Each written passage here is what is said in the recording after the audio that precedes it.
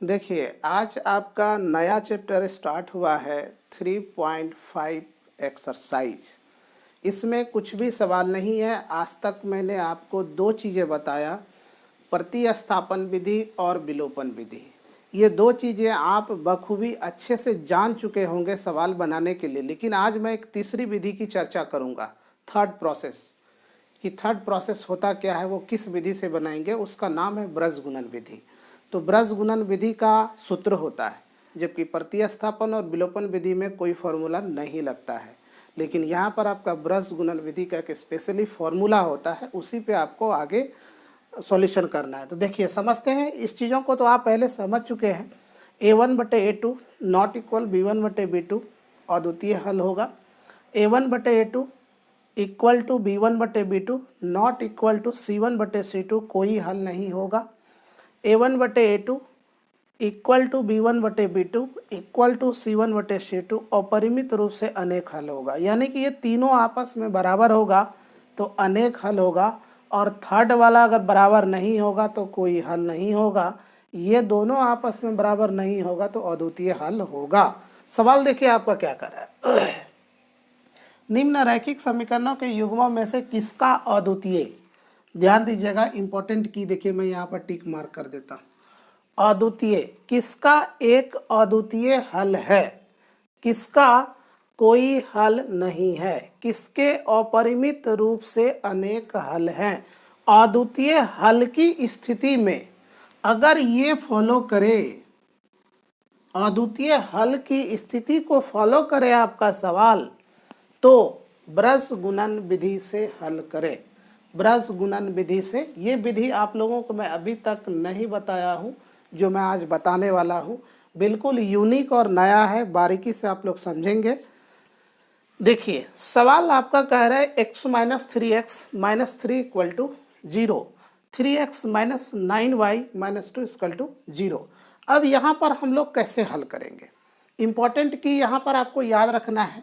यहाँ पर कुछ नहीं रहे तो 1, ठीक है, कुछ नहीं रहे तो 1।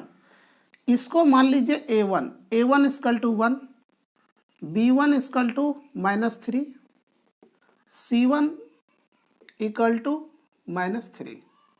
देखिए, ये जो जो यहाँ पर था मैंने लिख दिया। B2 equal to 3, sorry, A1 B1 C1 A2 equal to 3 और B2 equal to -9, C2 equal to -2। ये आपका सवाल का मेन प्रोसेस है। ध्यान रखना है, पहला काम, ऊपर वाले को A1 B1 C1, ये ऊपर का जो इक्वेशन समीकरण आपको दिख रहा है, ये 1 तो लिखते नहीं है, मैंने आपको समझाने के लिए डाल दिया। x - 3y - 3 इक्वल टू 0, तो इसमें मानेंगे A1 B1 C1, A1 B1 C1। ये इस पार भी रहे तो वही मानेंगे। नीचे वाला जो है A2 B2 C2, क्लियर है, ये चीज़ समझ गए। A1 B1 C1 A2 B2 C2, ठीक है। इसको लिख लेने के बाद आप इसमें से थर्ड वाले फार्मूला का यूज करेंगे, हमेशा के लिए थर्ड वाले फार्मूला का यूज करेंगे। अब फार्मूला आपका क्या है, फार्मूला कह रहा है A1/A2 B1/B2 C1/C2। अब देखिए, A1 की वैल्यू क्या है आपके पास, 1, बाई A2 की वैल्यू 3,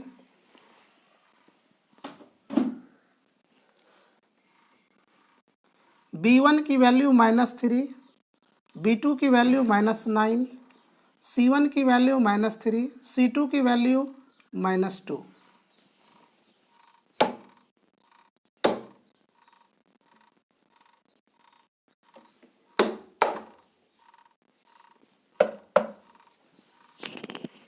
ठीक है, तो ये तो मैंने लिख लिया, ये माइनस माइनस खत्म, माइनस माइनस खत्म, और इसको कटा दिए, 3 दूना 6, सॉरी हाँ, 3 तिया 9, 3 है ना, 3 तिया 9, तो 1/3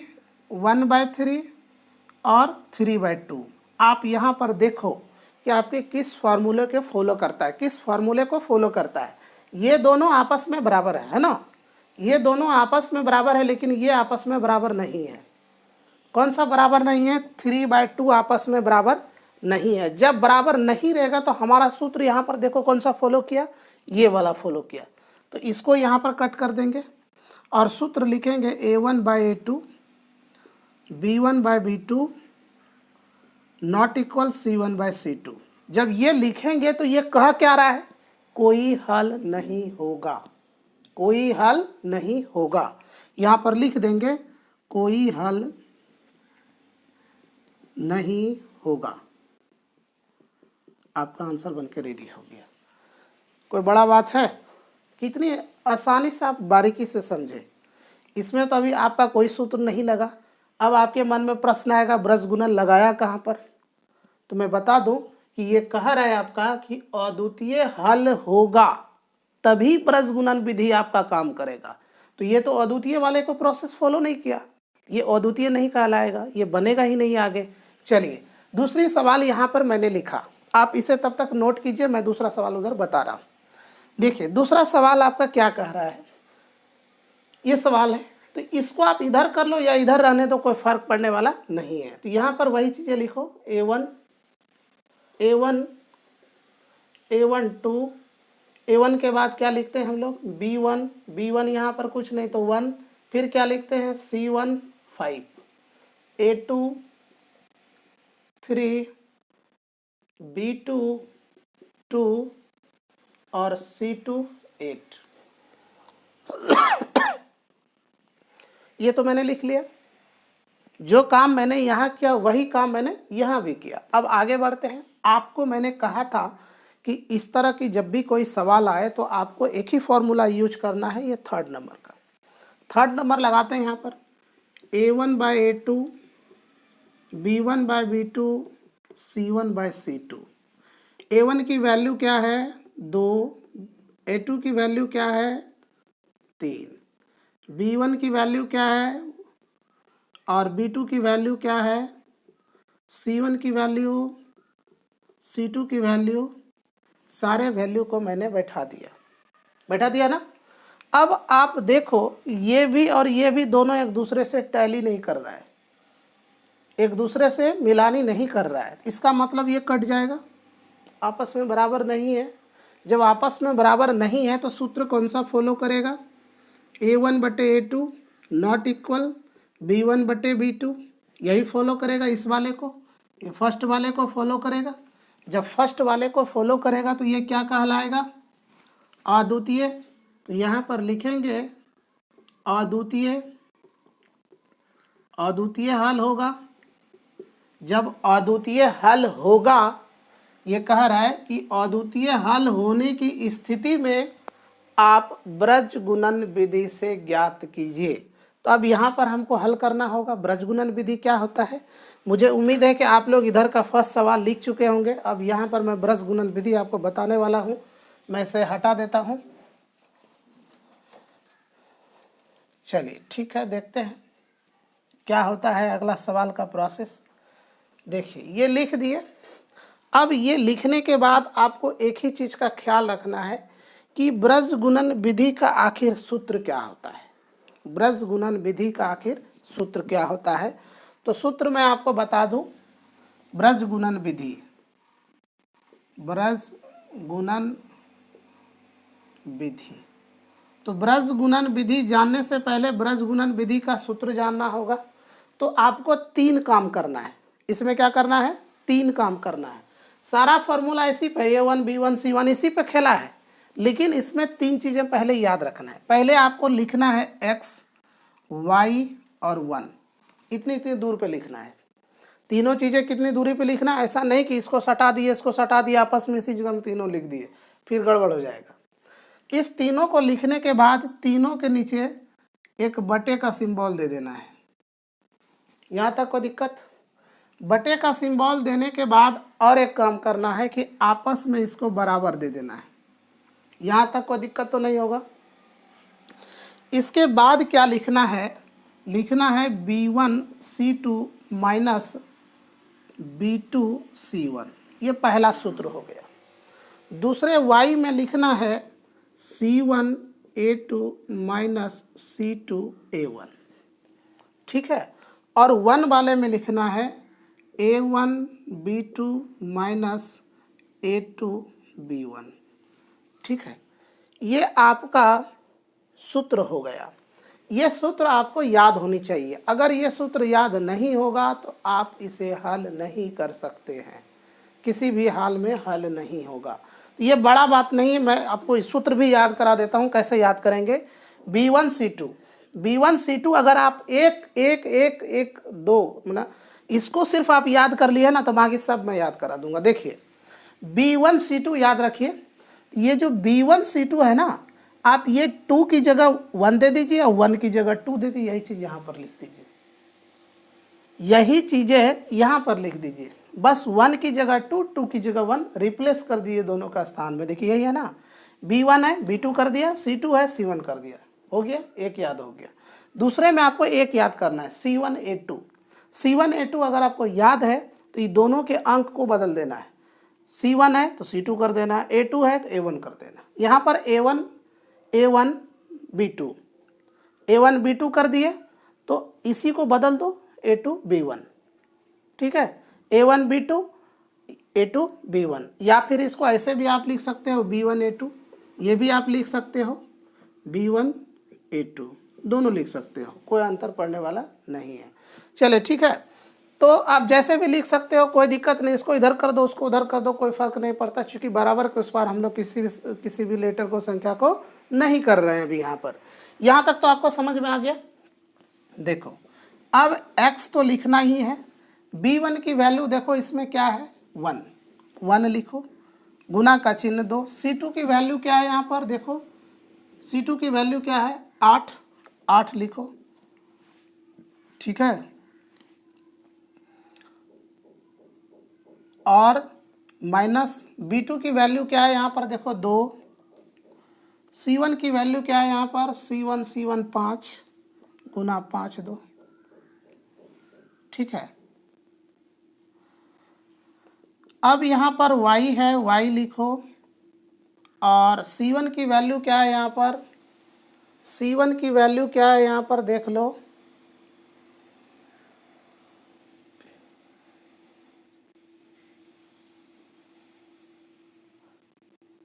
आपको एक चीज़ और भी यहाँ पर ध्यान रखना है, इम्पोर्टेंट ये ध्यान रखना है कि इस वाले संख्या को इधर कर लेना है। इधर कर लेना है मतलब का ये कहने का मीन्स हुआ कि 2x प्लस y और 5 को इधर कर लेना है।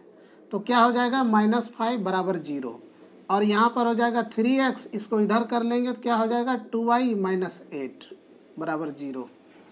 तो अब यहाँ पर जो है, अब ये भी चिन्ह बदल जाएगा। देखिए A2 हो गया, B हो गया, ठीक है। C1 हो जाएगा आपका -5, A2 C2 हो जाएगा -8। तो ये -5 -8 ये ख़त्म हो गया। बात तो वही रहेगा, कोई ख़ास अंतर नहीं पड़ेगा, लेकिन ये नियम है, ऐसा हम लोग करते हैं। तो अब यहाँ पर देखिए B1 की वैल्यू 1 हो गया और C2 की वैल्यू आपका हो गया -8 दे दिए।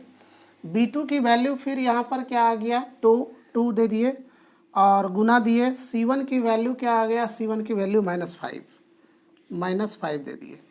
अब यहाँ पर C1 की वैल्यू देखिए -5 गुना A2 की वैल्यू क्या है 2, A2 की वैल्यू 2 माइनस C2 की वैल्यू क्या है -8 गुना A1 की वैल्यू क्या है, A1 की वैल्यू 2। अब इसको लिखेंगे A1 की वैल्यू क्या है 2, B2 की वैल्यू क्या है 2 माइनस B1 की वैल्यू क्या है 1 और A2 की वैल्यू क्या है 2, ठीक है। यहाँ तक लिख लिए, लेकिन ध्यान रखना है जब भी ये बराबर के उस पार है तो उसको अंदर कर लेंगे, ये ध्यान रखना है, ठीक है। चलिए देखते हैं, अब इसको हल करते हैं। x 8 गुना 1 क्या होगा -8, माइनस माइनस प्लस 5 दूना 10। y का क्या हो जाएगा 5 दूना 10, माइनस माइनस प्लस 8 दूना 16, 8 दूना 16, 5 दूना 10, 8 दूना 16, और ये क्या हो जाएगा 1 4 माइनस 2, ठीक है। यहाँ तक कोई दिक्कत। B1A2 सॉरी, यहाँ देखिए B1 की वैल्यू 1 है और A2 की वैल्यू 3 है। मैंने 2 बाय मिस्टेक लिख दिया। चलिए यहाँ 3 होगा और ये यहाँ पर 3 होगा। बाकी सब ठीक है, ठीक है। अब देखिए इसकी वैल्यू x 10 में 8 गया, कितना बचा? 10 में 8 गया, 2 बचा, 2 लिख लेंगे। y फिर 10 में 16 में 10 गया, 6 हुआ और यहाँ पर 1/1 हो जाएगा। ठीक है, ये समझ में आ गया आपको? यहाँ तक तो दिक्कत नहीं होनी चाहिए। चलिए, यहाँ तक दिक्कत नहीं होगा। अब अगला क्या करेंगे, यहाँ पर लिखेंगे। देखिए एक चीज़ मैं ये कर देता हूँ, इसको मान लीजिए समीकरण 1, इसको समीकरण 2, इसको समीकरण 3। अब देखिए इधर आप लोग नोट कर चुके होंगे, मैं इधर हटा देता हूँ।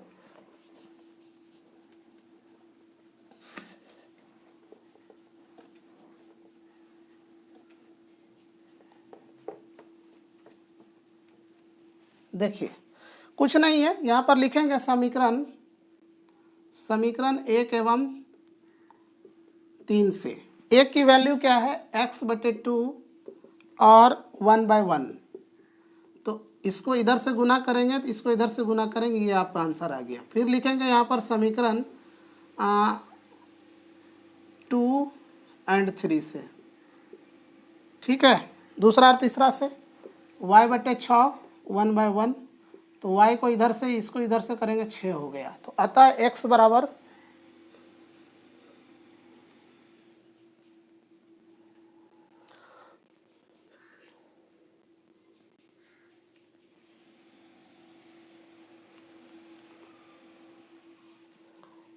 कुछ लगता है सवाल में कहीं मिस्टेक हुआ है, वैल्यू बैठाने में मिस्टेक हो गया है। यहाँ पर कुछ मिस्टेक हुआ है। यहाँ पर देखिए आपकी A2 की वैल्यू जो है 3 है, बाय मिस्टेक हो गया है। A2 की वैल्यू 3 है, तो 3 करेंगे तो ये 15 हो जाएगा और 15 में 16 जाएगा तो 1 हो जाएगा। ठीक है, और समीकरण आपका ये तो ठीक निकल गया, ये बाय मिस्टेक हो गया 1, y की वैल्यू 1। अतः लिखेंगे, अतः x बराबर 2, y बराबर 1।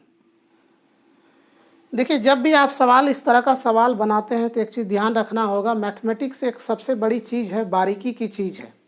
बारीकी की क्या चीज़ है कि आप B1 C2 B2 C1 ये मिस्टेक अगर कर गए, जो अभी आपने देखा कि यहाँ पर वैल्यू मैंने 2 लिख दिया था, जबकि A1 की वैल्यू 2 है और मैंने लिख दिया A2 की वैल्यू, तो ये भी मिस्टेक हो गया और बहुत बड़ी गलती हो जाता है।